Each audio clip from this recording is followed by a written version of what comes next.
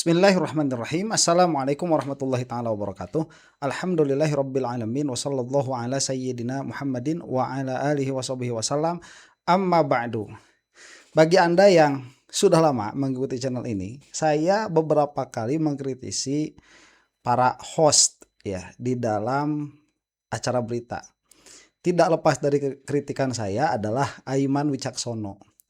Nah, menarik Aiman ini karena beberapa waktu yang lalu Rocky Gerung sempat mengemukakan males ya datang ke acara yang hanya penuh dengan sensasi, tidak membahas permasalahan secara substansi. Dan saya pikir meskipun Rocky Gerung tidak menyebut rakyat bersuara, saya kira yang dimaksud adalah rakyat bersuara. Nah, saya juga mengatakan beberapa kali bahwa Aiman ini terpapar virus termul. Saya tidak mengatakan itu tanpa landasan begitu ya. Kan ada kabar tuh Aiman ke Solo ya bertemu dengan Jokowi. Kemudian kemarin kalau kita lihat dari kasusnya Roy Suryo dan kawan-kawan, itu kan ada barang bukti. Masa kita sebut barang bukti ya? Udah bukan barang atau itu mah. Kita sebut ada bukti yang berupa acara yang diampu juga oleh Aiman. Bahkan Aiman ada kemungkinan apabila masuk ke dalam pokok persidangan, ada kemungkinan Aiman juga diundang begitu ya oleh pengadilan. Nah, yang menjadi menarik, kita tahu semua rakyat bersuara itu saban waktu beberapa bulan yang lalu itu terus membahas permasalahan ijazah palsu itu terus menerus, hampir jarang sekali absen. Malah beberapa insiden itu kan sampai terjadi di acara tersebut. Tetapi dari momen-momen krusial, Aiman ini, acara rakyat bersuara ini selalu absen di momen-momen krusial. Kritik saya pertama saat Roy Suryo bebas. Saat Roy Suryo bukan bebas. Iya, saat Roy Suryo ditangkap tuh. Saat Roy Suryo ditangkap kemudian bebas. Tidak ada acara rakyat bersuara. Itu dipending sampai minggu depan. Sampai minggu selanjutnya begitu ya. Kemudian kemarin ini kan waktu Mas Roy menang pra peradilan, tidak ada acara rakyat bersuara lagi. Nah, kenapa saya anggap ini penting?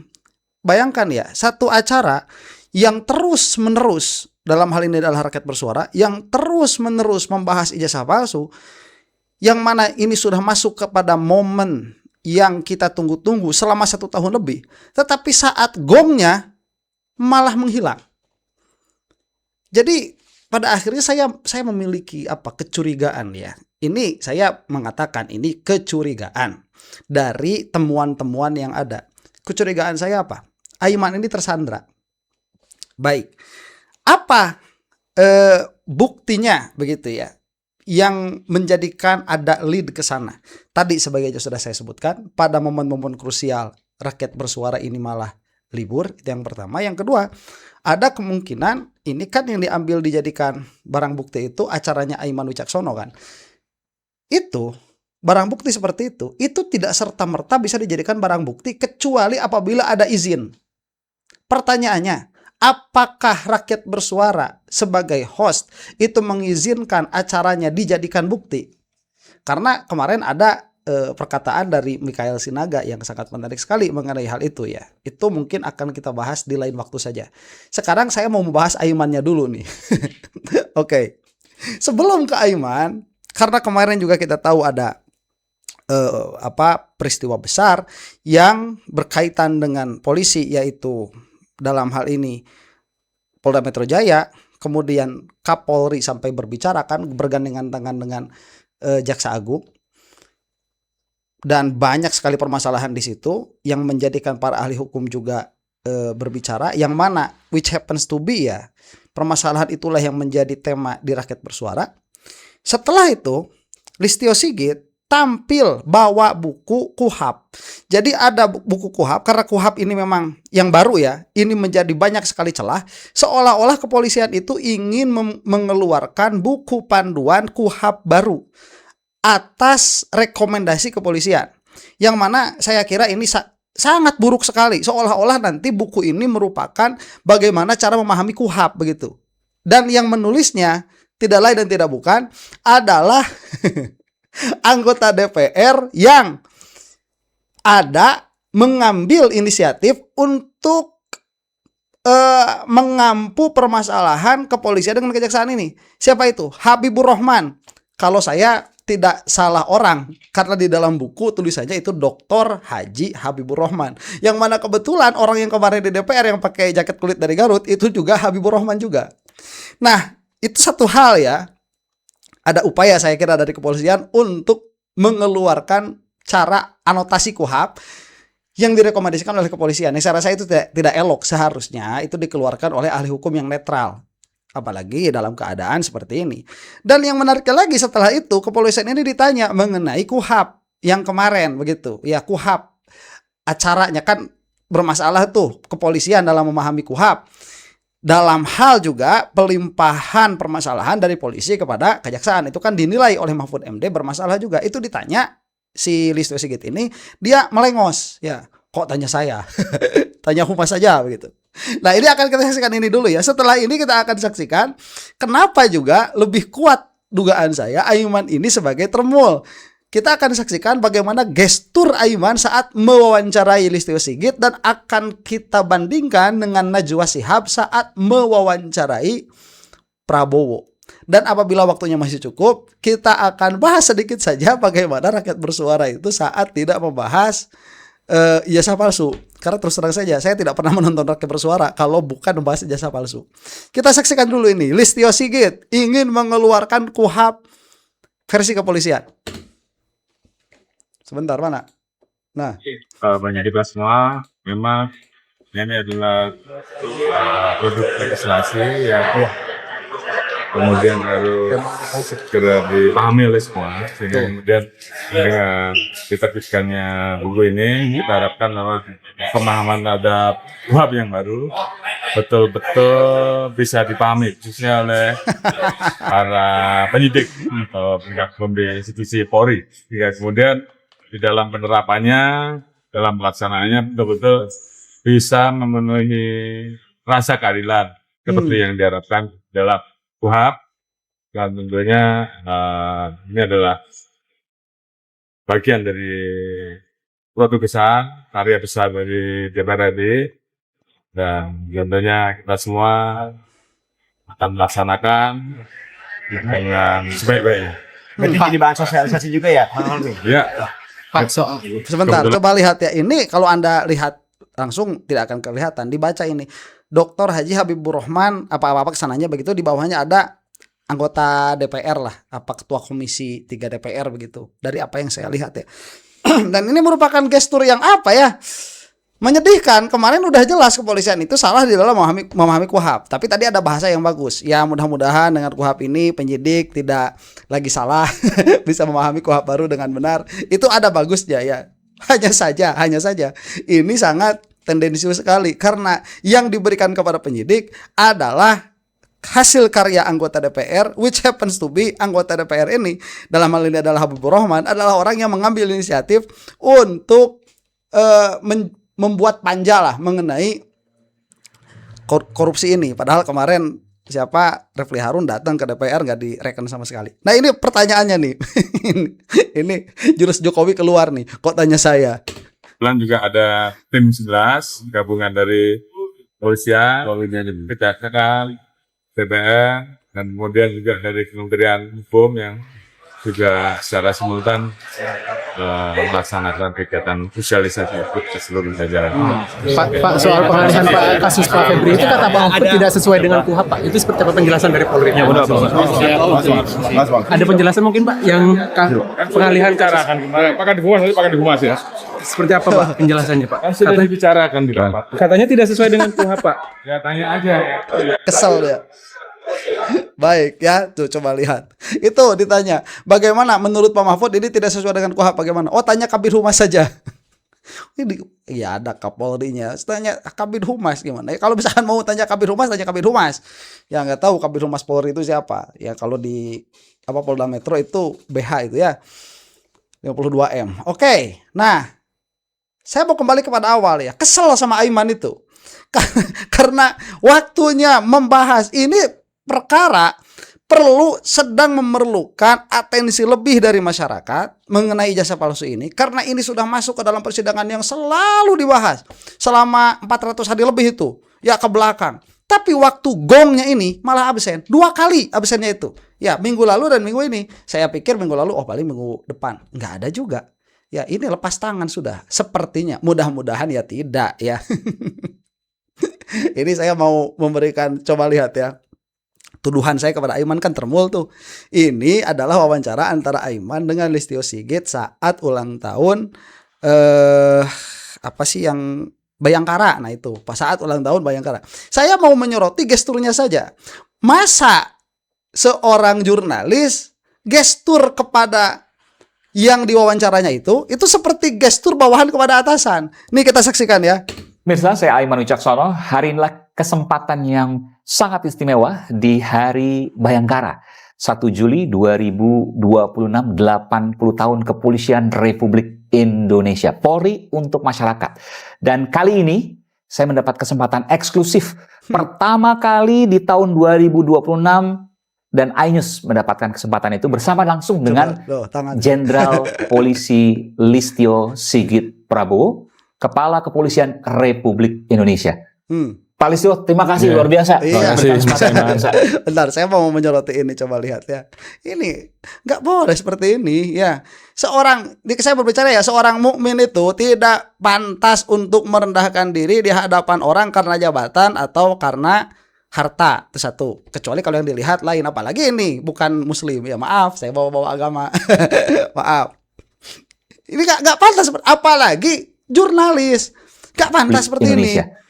Pak Listio, terima kasih luar biasa. Terima kasih Mas Aiman. Di bawah begitu, nggak boleh. Ini saya ingin menanyakan berbagai hal, Coba Pak. lihat. Dari ulang tahun Polri untuk masyarakat, sampai kalau boleh Pak berkenan Iya. hal-hal yang mungkin Promo. banyak dibahas oleh masyarakat, Aduh. banyak dibahas oleh media sosial, soal revisi Undang-Undang Polri, soal usia yang katanya naik Pak berdasarkan Undang-Undang Polri, Aduh. soal banyaknya oknum. Ada oknum tapi oknumnya banyak gitu. Oh Pak ya. Boleh, bebas. Bebas. Luar biasa.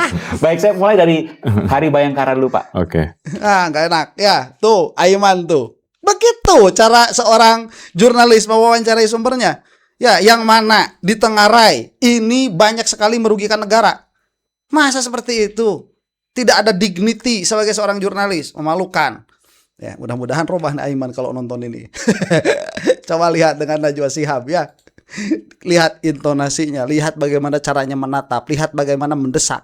Padahal yang sedang diwawancaranya ini adalah Prabowo. Saya merasakan ya, dari akan kita lihat ini, saya merasakan ada tone sedikit nervous dari siapa Najwa Shihab, tapi itu tidak mengurangi intensitas, ada sedikit tendensi diskriminatif, karena ini kan namanya juga investigasi begitu ya. Ini namanya mewawancarai agar keluar agar keluar jawaban yang genuine ya, yang genuine, bukan dalam keadaannya misalkan Prabowo di sini bukan dalam keadaannya Prabowo sebagai presiden, tetapi sebagai orang yang memang dikorek informasinya. Ini kita akan saksikan nih. Bukan ekonomi, tapi isu yang juga luar biasa penting, Pak. Aktivis kontras, Pak, bernama Andri Yunus, disiram air keras, mengalami luka serius, luka bakar hampir 20%, kornea matanya sebelah kanan juga rusak. Kapolri sudah mengatakan mendapatkan instruksi langsung dari Pak Presiden untuk mengusut kasus ini, dan saya juga ingin mengutip Menteri Koordinator Hukum, Menteri Bapak Pak Yusril, Komnas HAM, Komisi 3 DPR, semuanya menilai ini bukan sekedar tindak kriminal Pak Presiden, tetapi ini serangan terhadap demokrasi, serangan terhadap pembela HAM. Saya ingin tahu posisi Bapak, apakah setuju dengan penilaian itu Pak? Ya pastilah. Tatapannya. Ini terorisme, iya kan? Tindakan biadab harus kita kejar, harus kita usut. Harus kita usut. Saya tidak fokus kepada pembicaraan Sampai Prabowo ya. ke bukan hanya pelaku lapangan, tapi apakah Siapa yang nyuruh? akan memastikan Siapa yang nyuruh? Siapa yang bayar? termasuk apabila ternyata yang melakukan itu aparat negara, Pak? Ya jelas dong. Yang berseragam. Tidak akan dilindungi, tidak akan ada impunitas. Tidak akan. Bapak menjamin itu, Pak? Saya menjamin. Tapi sebaliknya, kalau ini yang provokator, yang bukan dari pemerintah, bukan dari aparat, jelas kita harus usut kok. Ya. Pola yang terjadi selama ini, kasus-kasus teror itu berulang dan tidak pernah terungkap sampai yang memberikan perintah, sebatas di pelaku lapangan. Spesifik Pak, saya mau menyebutkan ini yang terjadi selama setahun terakhir Pak. Jawaban di challenge oleh Najwa Shihab ini. Ada yang tadi Bapak sebutkan wartawan Tempo, Francisca Kristi Rosana, ada Tio Ardianto, ada Ramon Doni Adam, ada Firindian Aurelio, ada Sheryl Anavita, ada Iqbal Damanik, ada Zainal Arifin Mohtar. Latar belakang mereka Pak Presiden semuanya beragam, tetapi kesamaannya adalah semuanya kritis menyampaikan pandangan di muka publik. Apakah Bapak bisa memahami ada kekhawatiran yang muncul bahwa ruang aman untuk bersuara menjadi semakin menyempit Pak? Nah baik, coba lihat, itu yang saya maksud ya, ada tekanan di situ. Tatkala narasumber itu menjawab, jawabannya tidak dibiarkan begitu saja, tapi dikejar dengan kenyataan. Dibuat ada clash di situ, ada challenge, ada challenging the answer begitu. Ada di sini, ya tekanan yang apa bahasanya ya, masa diskriminatif itu? Bukan diskriminatif, ada tekanan yang ya tekanan lah, ada tekanan terhadap psikologinya orang yang diwawancarai, karena ini wawancara mengenai permasalahan yang terjadi di lapangan, which happens to be yang diwawancaranya itu sedikit banyak, malah dalam hal ini banyak sekali karena dia adalah presiden, bertanggung jawab atas apa yang terjadi di lapangan tersebut. Ini kita lihat keberanian. Kita balik lagi dulu sebentar ya. Saya juga belum lihat nih, Aiman. Apa dikejar jawaban-jawaban dari kepolisian atau tidak ya? Kalau dikejar malu saya nih. 80 tahun Polri. Selamat sekali lagi Pak. Polri untuk masyarakat. Apa maknanya di balik itu Pak?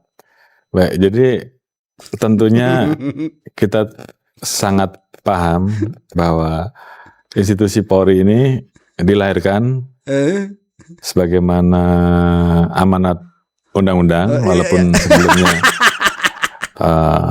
sejarah berdirinya Polri juga tidak lepas dari masyarakat, sehingga kemudian kita melihat bahwa di situasi saat ini bagaimana filosofi ini kemudian kita implementasikan dalam kegiatan sehari-hari, khususnya pada saat Polri melaksanakan tugas, dan salah satunya adalah bagaimana agar kerja-kerja Polri ini betul-betul dirasakan oleh masyarakat. Oleh karena itu, kenapa kita memunculkan tema Polri untuk masyarakat, sehingga Polri betul-betul hadir di tengah-tengah masyarakat dan merasakan bagaimana harapan, bagaimana keluhan masyarakat, apa yang terjadi di lapangan, sehingga kemudian harapan dan masyarakat terhadap institusi Polri ini betul-betul bisa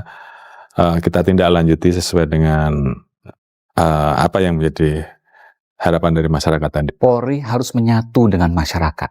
Tidak boleh ada masyarakat yang susah, Polri tidak menyatu, tidak membantu, dan seterusnya.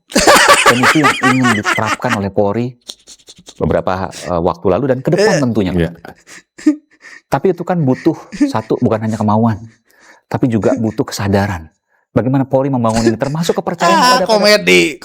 Nih Aiman ya, saya ajarkan jadi saya ajarkan jadi jurnalis yang bagus. Sebagaimana Mbak Najwa tadi, sebelum Anda datang kepada orang yang mau Anda wawancarai dengan challenging begitu ya, bukan cuma sekedar jadi corong. Oh iya, itu tugas yang sangat berat Bapak.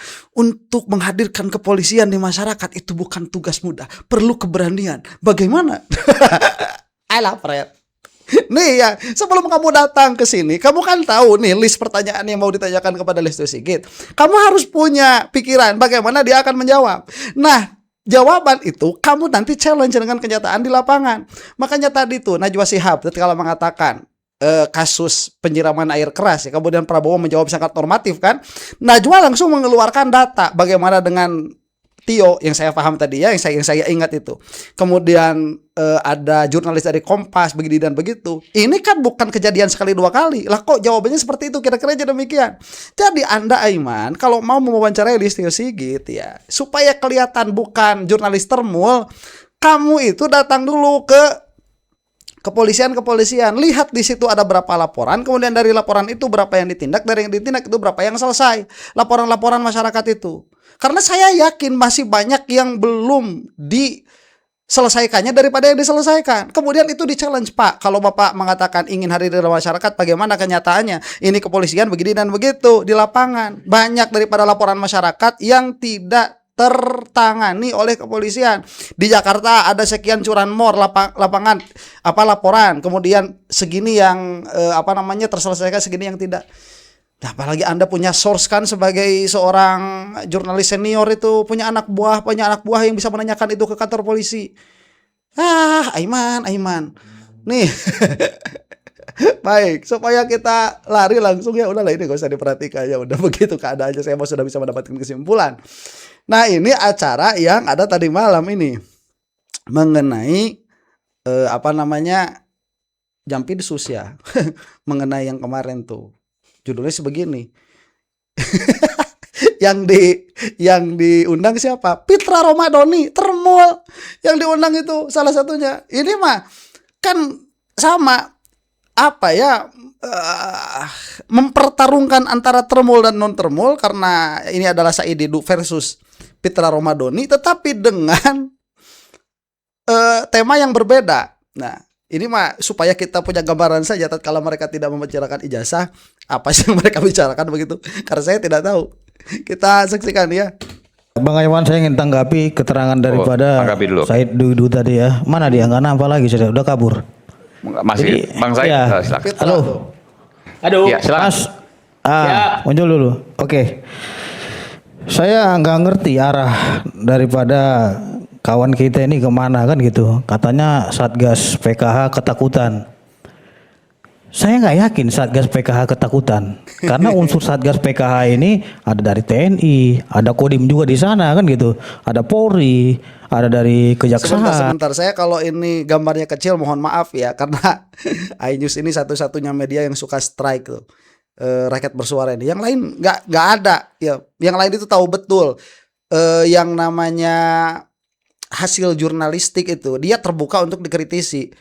iNews nggak mau. Ya beberapa kali saya itu kena teguran dari siapa iNews itu gara-gara menampilkan. Jadi kalau kecil gambarnya mohon maaf ya, mohon dimaklumi. Jadi keterangan Satgas PH ketakutan itu jangan-jangan kawan kita ini yang takut. Karena saya lihat dia nangis tadi gitu loh. Jangan-jangan ada udang di balik bawon ini. Mohon mulutnya dijaga, Mas. Iya, makanya saya bilang ada udang di balik bawon. Jangan bilang Satgas PKH ini ketakutan. Bung Mitra, poinnya apa? Ya, jadi jangan juga takut-takutin rakyat dengan membenturkan dengan hal-hal yang memang tidak ada data dan faktanya. Kalau Masnya itu mendengarkan omong-omong dari emak-emak, semuanya bisa disampaikan, keterangan emak-emak juga disampaikan di sini, tapi kan kita berdasarkan data yang bisa dipertanggungjawabkan. Jadi saya kira itu cuma ketakutan daripada kawan kita Said Didu ini, karena dia juga mau pindah-pindah kamar katanya. Karena biasanya orang yang takut itu adalah orang yang berbuat salah. Yang saya tahu. Cuma penjahat lah yang takut sama polisi, kata Hugeng gitu loh. Nah itu, saya terlepas Anda penjahat atau tidak. Ada yang takut sama polisi, bukan penjahat. Siapa? Suaminya Polwan. Itu takut sama polisi, bukan penjahat. Saya tidak ada menuduh ya. Saya minta dulu untuk Bung Said. Bung Said silakan untuk menjawab sedikit, silakan. Saya berharap jangan masuk ke pribadi. Enggak, yang pribadi yang mana? Tadi kan Anda membahas terkait dengan Satgas PKH. Anda menyatakan saya penjahat. Yang mana? Saya tidak ada mengatakan Anda penjahat. Yang takut sama polisi itu cuma penjahat, kata Hugeng. Anda ngerti nggak? Makanya pakai speakernya agak kencang ke telinga, biar dengar gitu loh. Silakan Bung Said, silakan. Jangan kayak gini diundang. Saya ingin menyatakan, intinya saya tidak ingin obor pemberantasan korupsi mati hanya gara-gara kasus Febri. Oke, saya ulang ya. Saya Oke, ulangi. tidak itu mati. Oke? Oke, Karena terus? saya berpendapat Febri salah satu yang menyalahkan obor pemberantasan korupsi. Saya ulang lagi ya, salah satu yang obor pemberantasan korupsi yang sangat kencang. Itu yang saya tidak mau mati. Betul. Nah, jangan sampai Meskipun Febri korup, tapi kalau Febri mau membersihkan polisi, dukung, biarin Febri dulu yang korup. Karena musuh kita adalah Jokowi, yang mana kekuatan besarnya ada di polisi. Saya katakan ya bahwa skala ijazah palsu itu bagi Jokowi itu jauh lebih besar daripada permasalahan korupsi ini. Permasalahan korupsi ini satu malam selesai sama Joko Widodo itu, coba. Ya, kurang gila gimana itu. pihak-pihak yang tersentuh sekarang seakan-akan sudah menang dengan kasus Febri. Itu harus dibalik bahwa ini tidak ada kaitannya sama sekali dengan semangat pemberantasan korupsi, semangat pemberantasan pengambilan aset negara. Oke, itu yang saya maksud. Ya, hubungannya dengan ketakutan Satgas PKH apa? Saya bilang ini mulai karena saya hanya dapat info mereka pindah-pindah sekarang, artinya ketakutan dong. Ya, berarti Anda cuma mendengarkan asumsi gitu loh kan? Ya, bukan asumsi, saya lagi dibeli. Mana mungkin seorang jenderal ketakutan? Kalau begitu bisa dicopot Pak Presiden Prabowo. Kita sepakat siapapun yang melakukan pelanggaran hukum di Republik ini harus dimintai pertanggungjawaban hukum. Karena negara Indonesia berdasarkan negara hukum. Setuju, termasuk Pak Jokowi tuh milih menteri nggak bener aja itu sudah pelanggaran hukum. Yakut kok dijadiin menteri agama. Febri, saya setuju. Iya, tapi saya lihat tadi dari analogi yang Anda sampaikan itu Anda mendukung perseorangannya daripada FA. Berarti Anda tidak mendukung pemberantasan korupsi secara keseluruhan. Saya hanya menyatakan jangan sampai yang diserang itu adalah tim PKH-nya. Bukan kasusnya. Enggak ada yang menyerang tim PKH. Tidak ada yang menyerang tim PKH.